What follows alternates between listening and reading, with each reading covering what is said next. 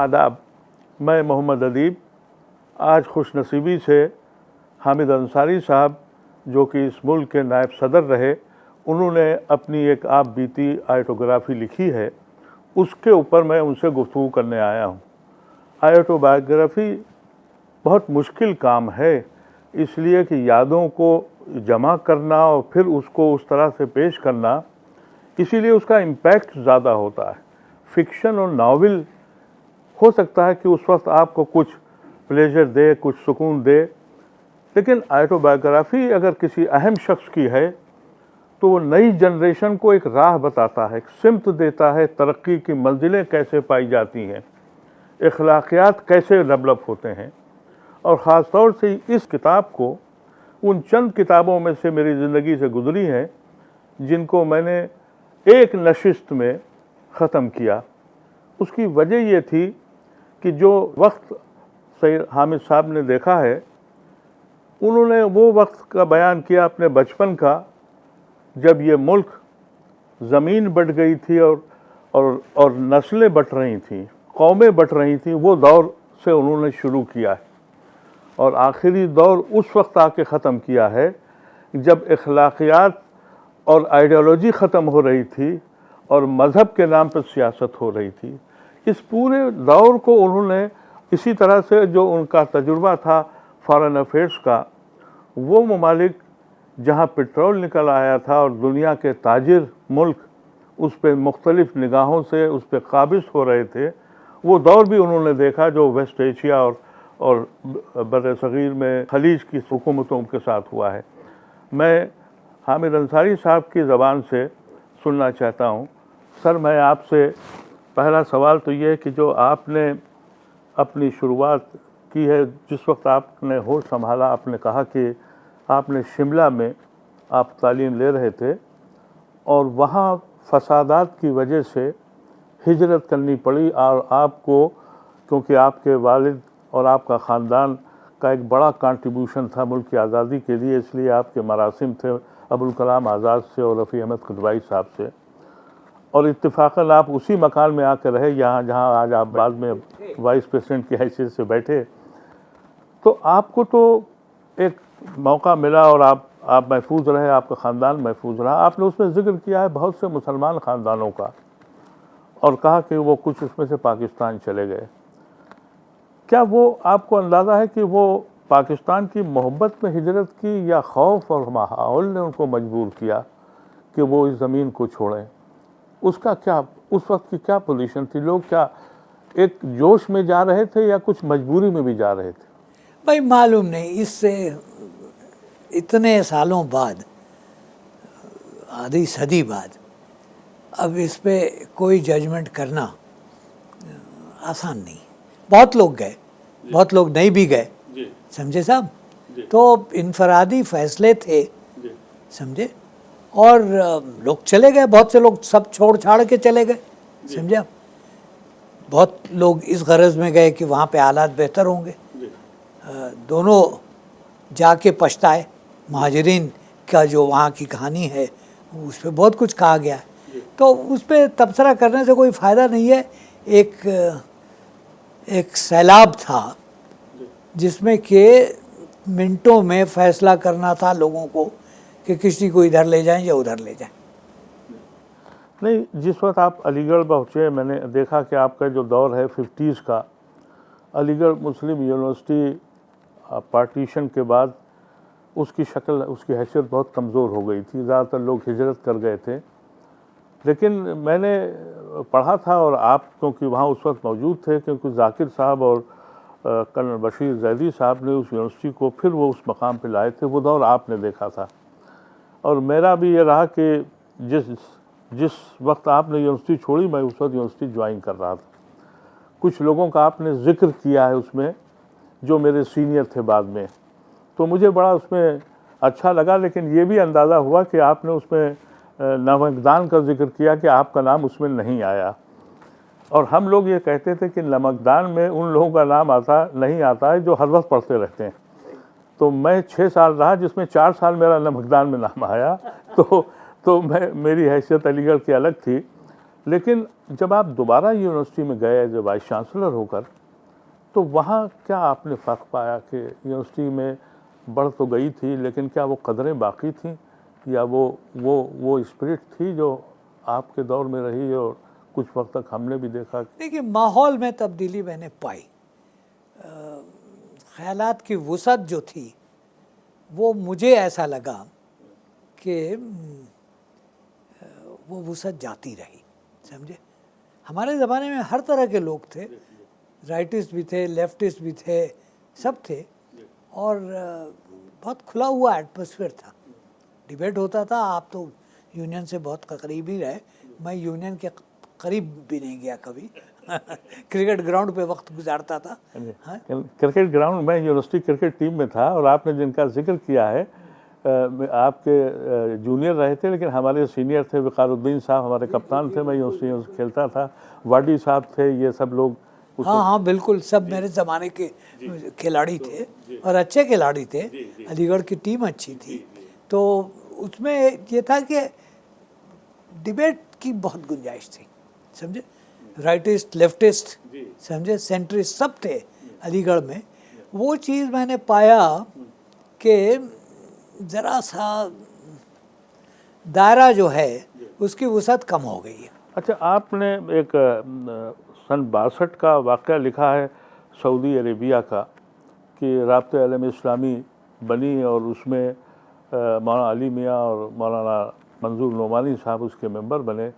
तो आपने लिखा उनके लिए कुछ मुश्किलात हुई, पासपोर्ट बना, तो वो क्या वजह थी? देखिए, उस ज़माने में पासपोर्ट आसानी से नहीं मिलता था। आम आदमी के लिए भी पासपोर्ट मिलना में थोड़े प्रोसीजर्स ऐसे थे कि वक्त लगता था।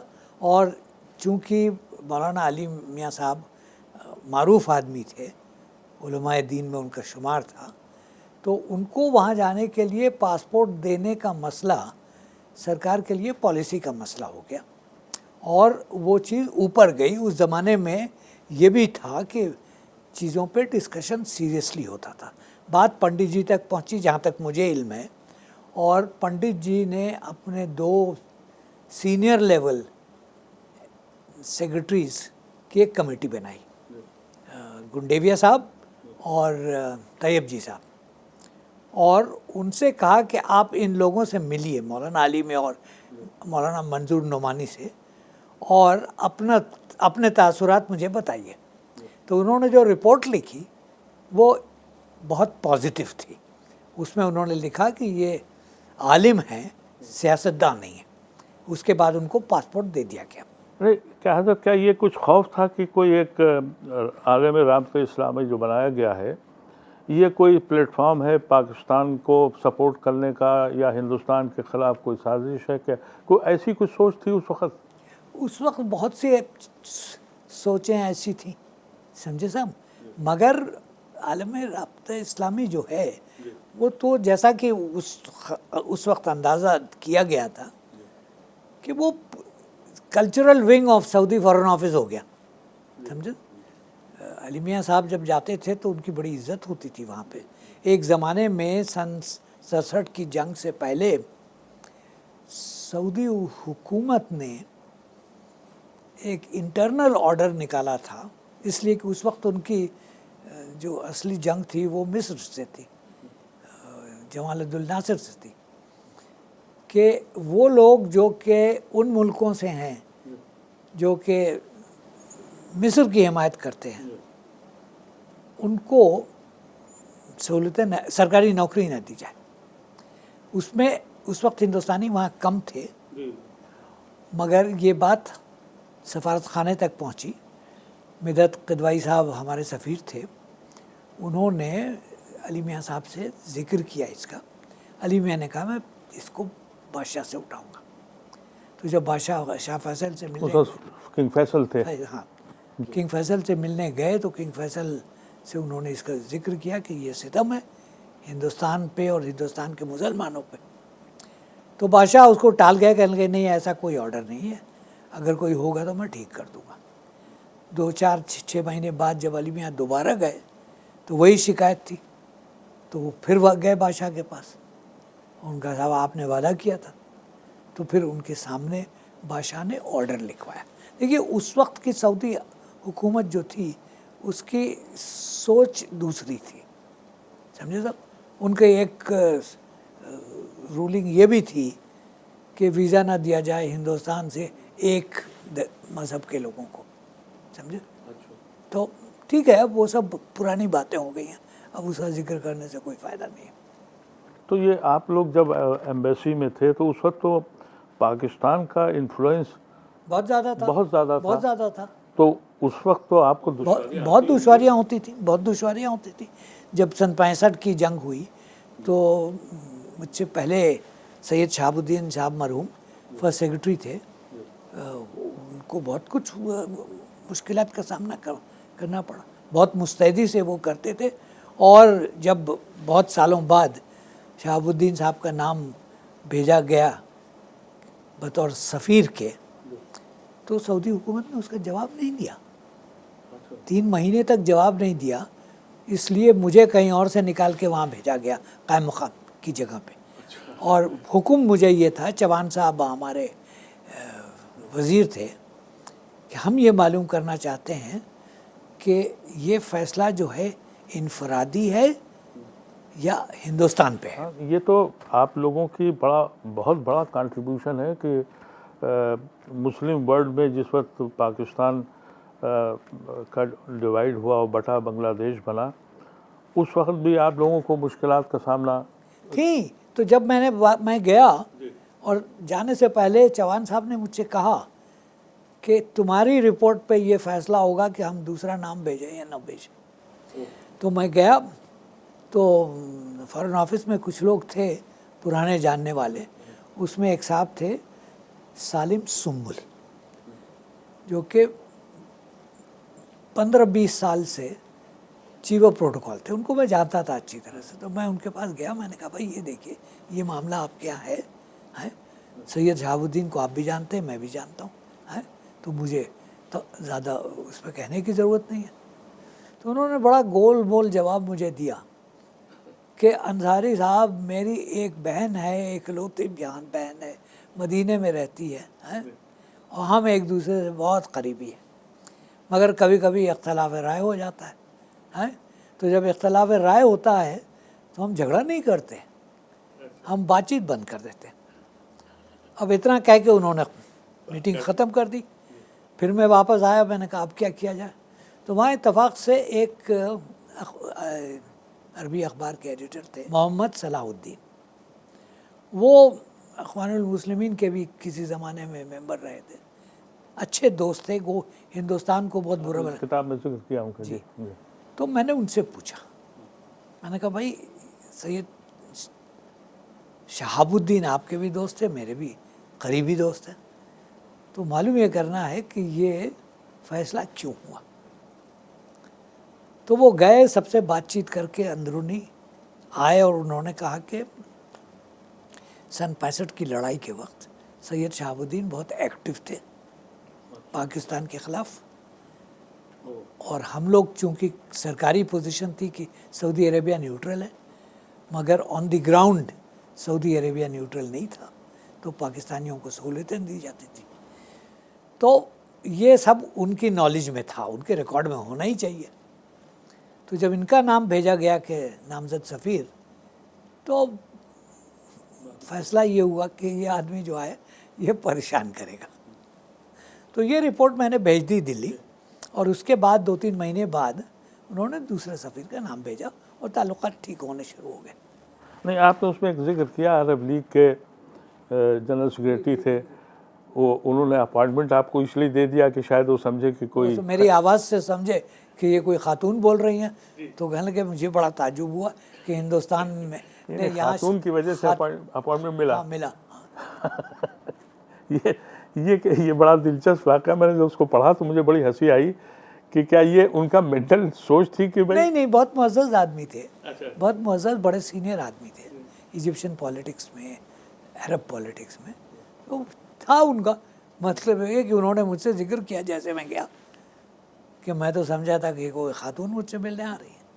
ये आज के जो जनरेशन है उसकी ये बात समझ में नहीं आ रही है कि हिंदुस्तान की मुस्लिम वर्ल्ड में जो शिनाख्त या हैसियत बनाए लड़ने के बाद बनी है, उसका कंट्रीब्यूशन वो लोग मानने को तैयार नहीं होते। ये बड़ा अफसोसनाक पहलू है। और बिलखुसूस उस दौर में जब कि पाकिस्तान इस्लामिक वर्ल्ड होने की वजह से अपना पीठ फैला रहा था, सो कॉल्ड इस्लामिक, उस वक़्त ये हिंदुस्तान की, मैं समझता हूँ कि ख़ास तौर से बांग्लादेश की वार के बाद मुझे अंदाज़ा हुआ था कि सिर्फ 2-3 मुल्क ऐसे थे, तुर्की और ईरान, बाकी तो ये सब आप फॉरेन अफेयर्स के डिपार्टमेंट जो था, और उसमें ख़ास तौर से जो मुस्लिम लीडर्स लोग थे, चंद ही थे, आप कैसे 4-5 लोग थे। इस कंट्रीब्यूशन को आज के दौर में क्यों नहीं रिकग्नाइज़ किया जाता? देखिए, रिकॉग्नाइज का सवाल बिल्कुल अलग है।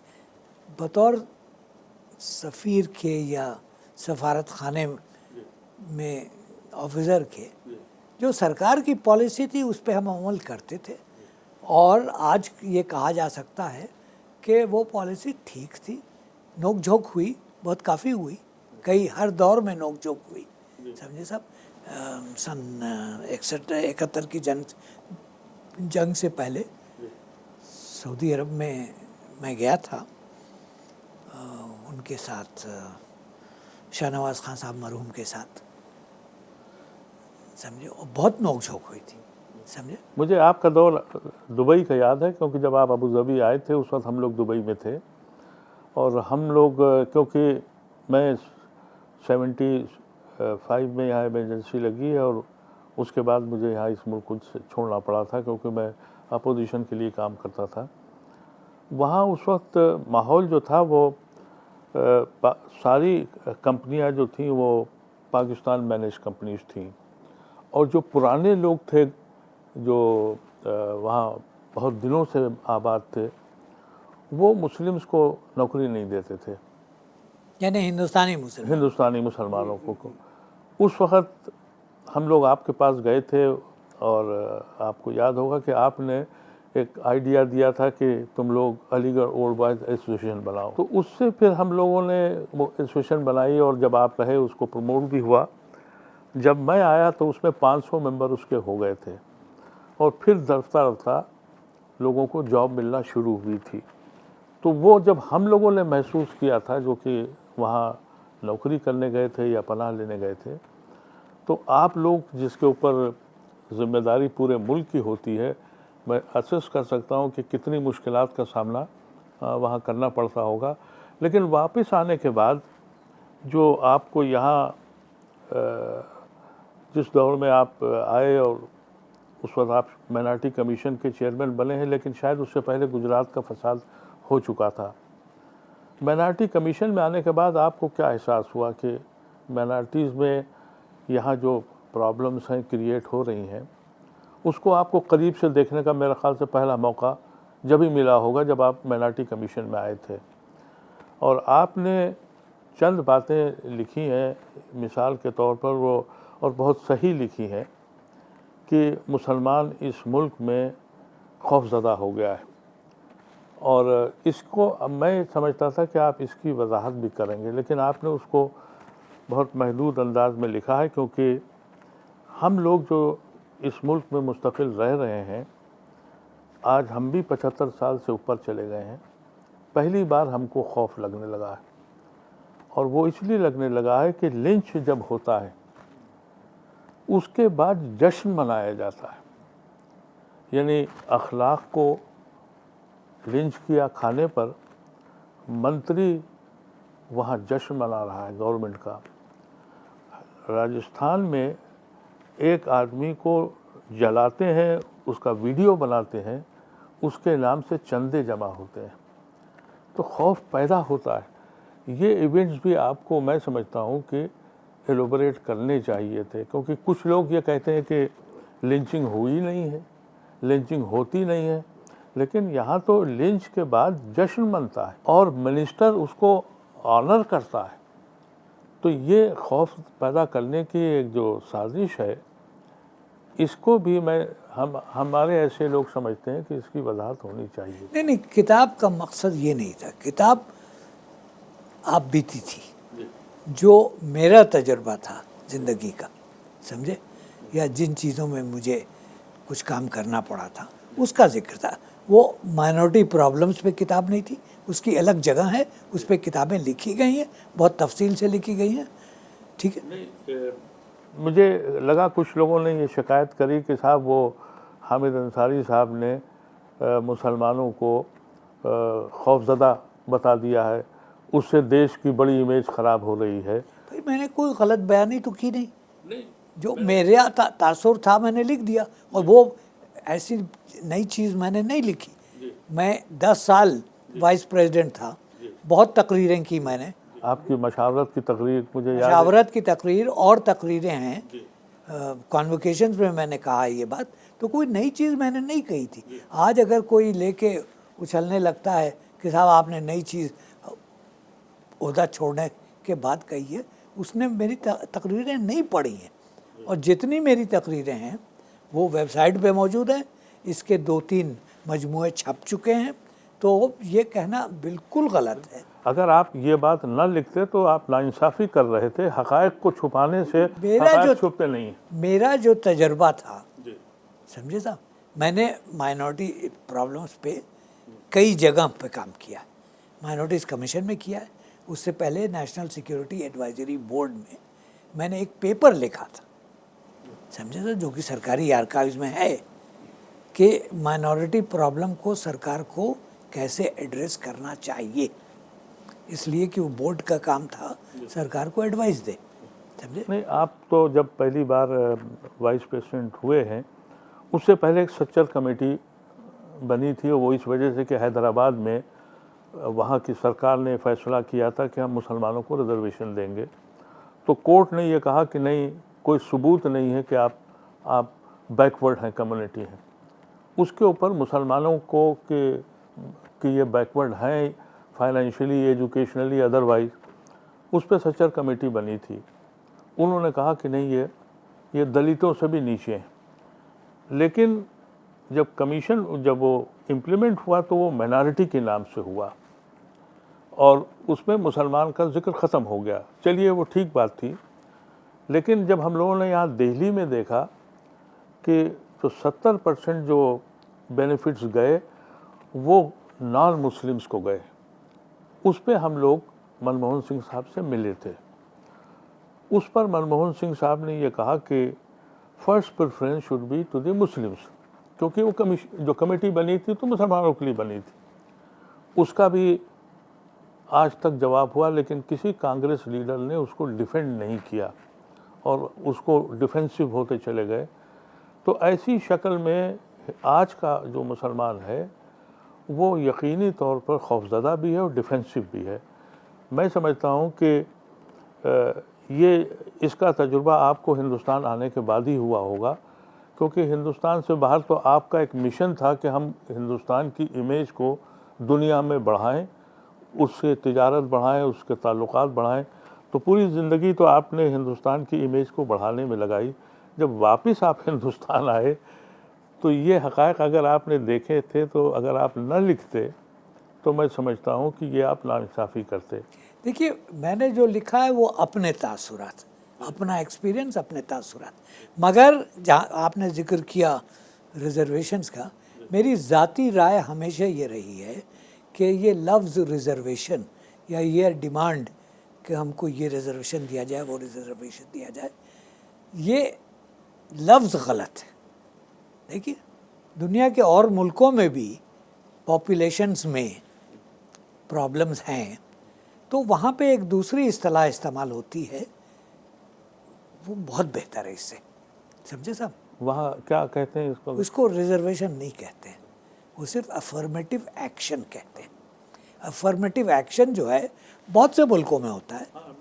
तो अफर्मेटिव एक्शन ये है कि जो पिछड़ा है उसको बढ़ाइए। जब प्राइम मिनिस्टर मोदी जी ने एक तकरीर में कई साल हुए कहा था सबका साथ सबका विकास, मैं शिबली कॉलेज आजमगढ़ गया था, उनकी एक तकरीर थी, उसमें मैंने इसका जिक्र किया था। मैंने कहा कि ये बहुत अच्छी चीज़ है जो उन्होंने कही है, सबका साथ सबका विकास।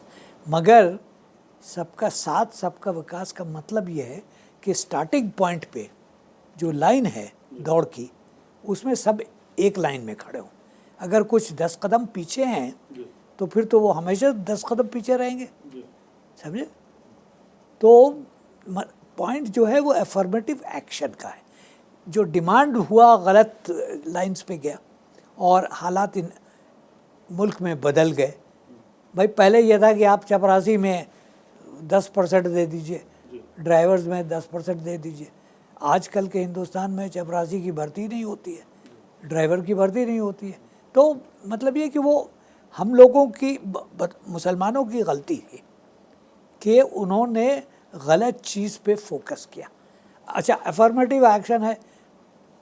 किसी और तकरीर में मैंने कहा था कि शायद उसी में कहा था, मुशावरत के उसमें, कि सिक्योरिटी का रिक्वायरमेंट है, बिल्कुल सही है, हुकूमत की जिम्मेदारी है। एजुकेशन का रिक्वायरमेंट है, वो हमारी जिम्मेदारी है, समझे साहब। हमने क्यों नहीं एजुकेशन पे फोकस किया, समझे साहब।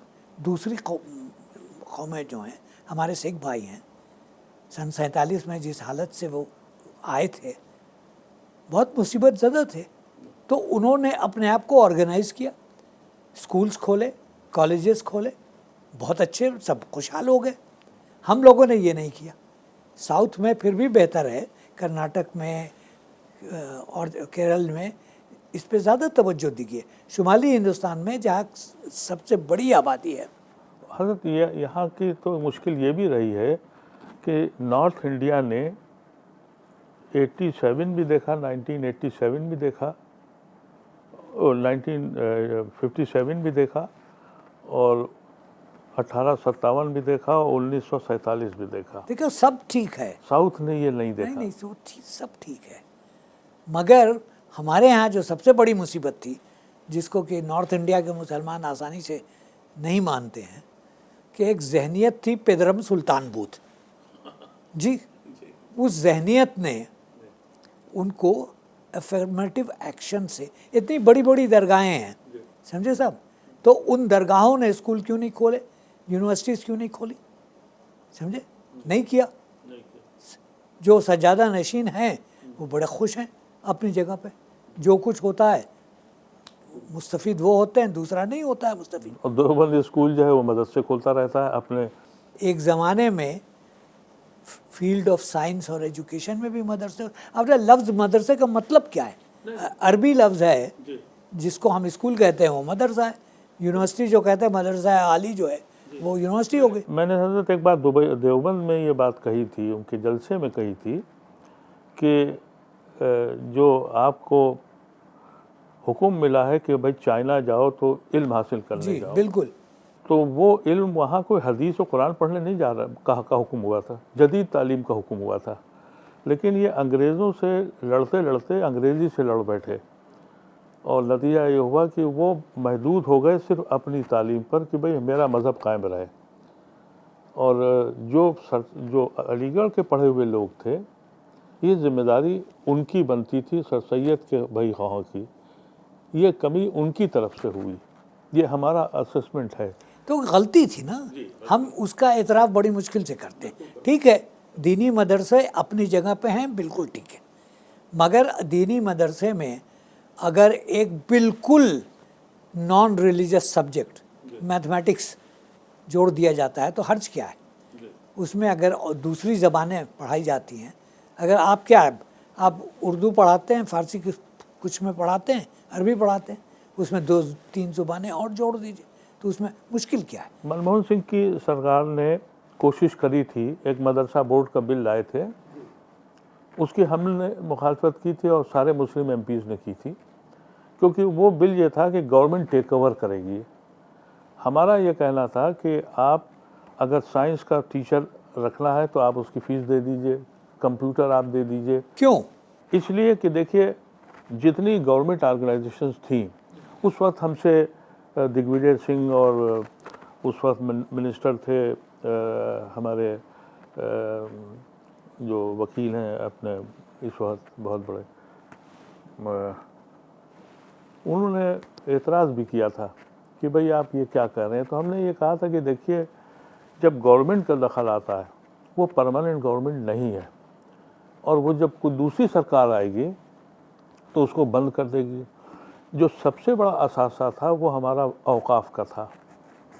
औकाफ ने जब से गवर्नमेंट ने हाथ में लिया, और अगर औकाफ में वो लोग आते जो वफ़ को समझते हैं कि भाई ये हम इसके मालिक नहीं हैं, ट्रस्टी हैं, तो भाई लगे। देखिए, कम जितना कम कहा जाए औकाफ के मैनेजमेंट के मामले में, बहुत अरसा हुआ जब हुमायूं कबीर साहब वज़ीर थे, उन्होंने कहीं कहा था कि औकाफ से इतना पैसा निकल सकता है कि हर साल हम कई हज़ार तालिब इल्म बाहर भेज सकते हैं। सचर कमेटी ने भी कहा था। तो वो वही बात 30 साल 40 साल बाद सचर कमेटी ने की। सवाल ये है कि ख़ुद मुसलमानों ने इस पे तवज्जो क्यों नहीं दी, समझे? और आपकी बात सही है कि रिजर्वेशन जो है, मगर मैं इस मामले में नहीं गया इसलिए कि वो मेरे एक्सपीरियंस के दायरे में नहीं था, और मेरी किताब इन चीज़ों पे नहीं थी। मेरी किताब मेरा जो इंटरेक्शन हुआ उस पे है। मैं आप 10 साल राज्यसभा में रहे, मेरी खुशनसीबी थी कि 6 साल में आपके राज्यसभा में जो उस वक्त का दौर था, जो आपका दौर था, हमने ये देखा कि हम शिकायत करते थे कि हमें मौका कम दिया जा रहा, क्यों हम इंडिपेंडेंट एमपी थे, हमारे पास टाइम कम होता था। लेकिन जो उस वक्त डिबेट होती थी और जो बिल पास होते थे उस पर खातिर ख्वाह बहस होती थी, और कई बार एडजस्टमेंट हुए, और कई बार ये भी हुआ कि टाइम बढ़ाए गए, और एक मुझे याद है कि एक दिन तो एक रात हो गई थी, 12 बज गया था और बहस चल रही थी।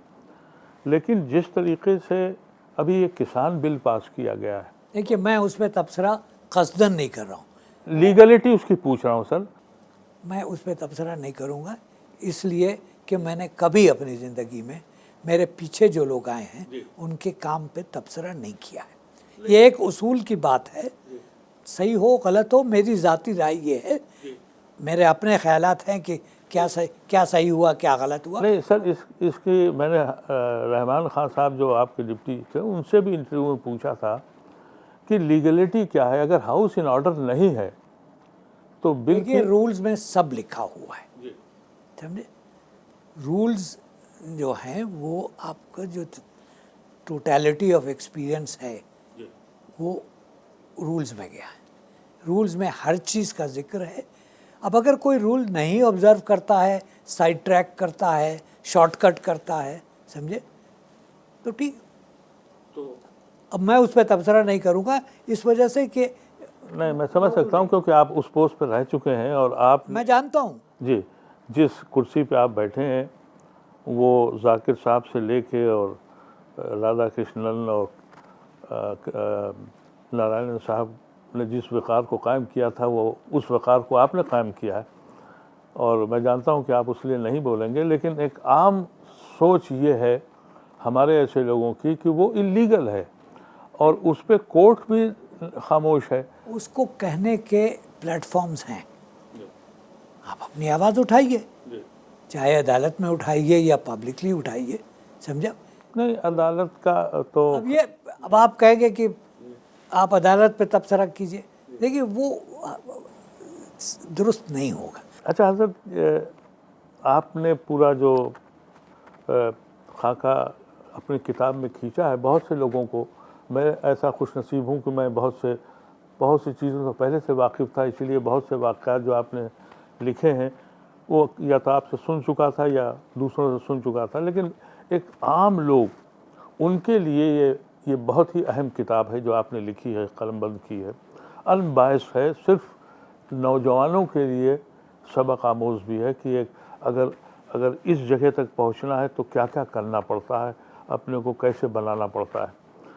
लेकिन जो आपका आखिरी फेयरवेल हुआ, और क्या आप तवक्को कर सकते थे कि हिंदुस्तान का प्राइम मिनिस्टर ऐसे अल्फाज बोलेगा एक ऐसे लोग आदमी के लिए? आपके ऊपर उस वक्त क्या रिएक्शन हुआ? देखिए उस वक्त मुझे जो कहना था, आखिरी बोलने वाला उस दिन सुबह को हाउस में मैं था जी, और मैंने इब्तदा एक शेर से की थी, जी, मुझ पे इल्ज़ाम इतने लगाए गए, बेगुनाही के अंदाज जाते रहे।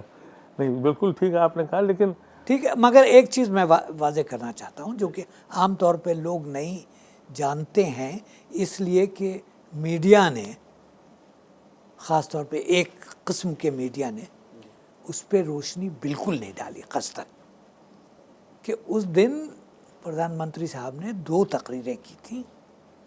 एक सुबह को राज्यसभा के चेंबर में की थी और दूसरी बाल योगी ऑडिटोरियम में जब एमपीज़ का फेयरवेल था मेरे लिए, वहाँ की थी।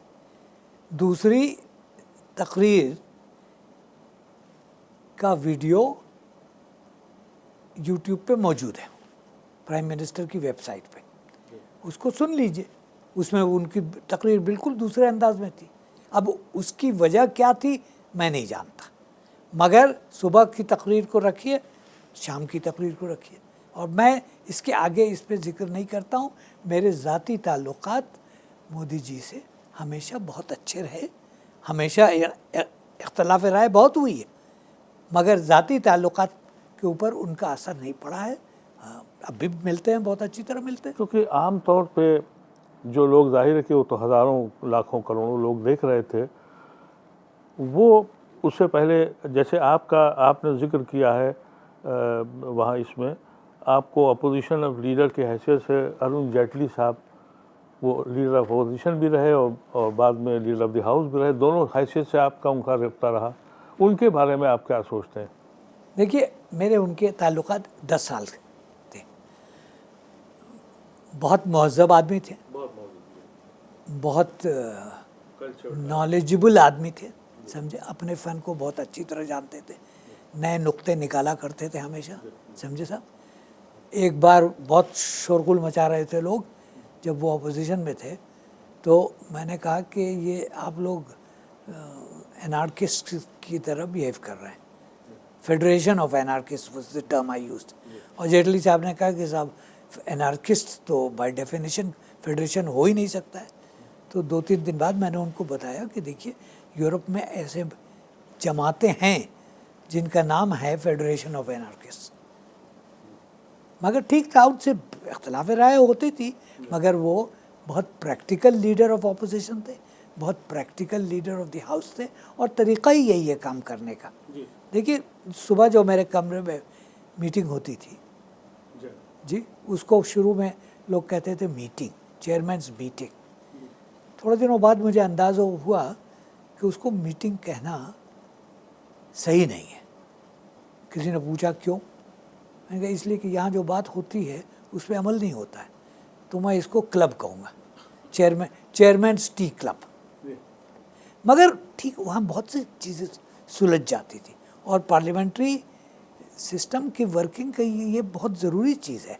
लोग एक दूसरे से मिलते हैं, चाहे चेयरमैन की टी क्लब में मिलें, चाहे सेंट्रल हॉल में मिलें, मगर अड़चनें आएंगी इसलिए कि सियासी नुक्ता नज़र अलग अलग है, मगर उनको सॉल्व करने का भी तरीक़ा उनको आता है। अगर कहीं मदद की ज़रूरत होती है तो चेयरमैन की तरफ से ज़रा सा, क्योंकि ये चेयरमैनी का जो ओहदा है ये बड़ा आपने इसका जिक्र भी किया है कि जब आपको मिला तो लोगों ने, और मैंने सलमान खुर्शीद से गुफ्तगू की थी और जाकिर साहब के बारे में पूछा था, तो उन्होंने कहा कि जाकिर साहब कभी वो कुछ नहीं कहते थे, लेकिन जब हाउस में डिस्टर्बेंस होता था उस दिन वो बड़े अपसेट हो जाते थे। तो शायद ये आपके ऊपर भी वक्त आता होगा, क्योंकि आपका दौर तो उससे बहुत डिटेरेट हो चुका था उस वक्त के जो। नहीं, उसका सोल्यूशन भी निकल आता है।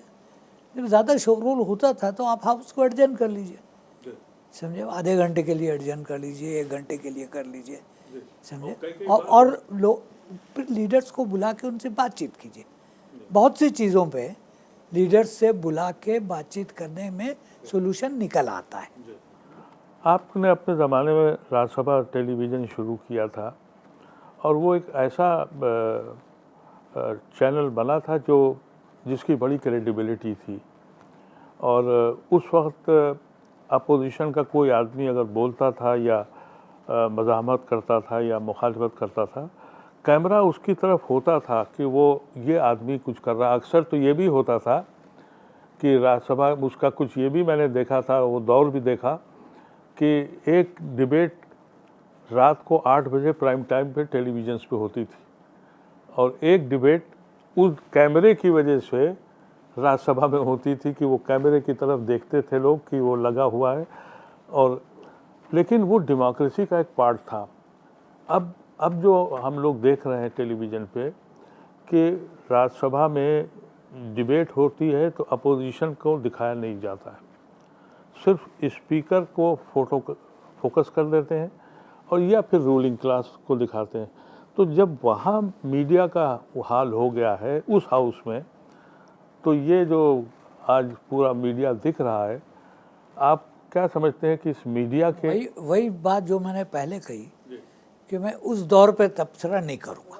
अच्छा सर, आखिर में ये बता दीजिए कि आज का जो मीडिया है, इस मीडिया को आप क्या महज़ब मीडिया समझते हैं? आप भी देख रहे हैं, मैं भी देख रहा हूँ, दुनिया भी देख रही है। नहीं, हम लोगों ने तो देखना बंद कर दिया है, इसलिए हम लोग तो अब अपने को सोशल मीडिया पे ले जा रहे हैं कि जहाँ सब बातें कर सकें। सोशल मीडिया में खूबी भी है, खामी भी है।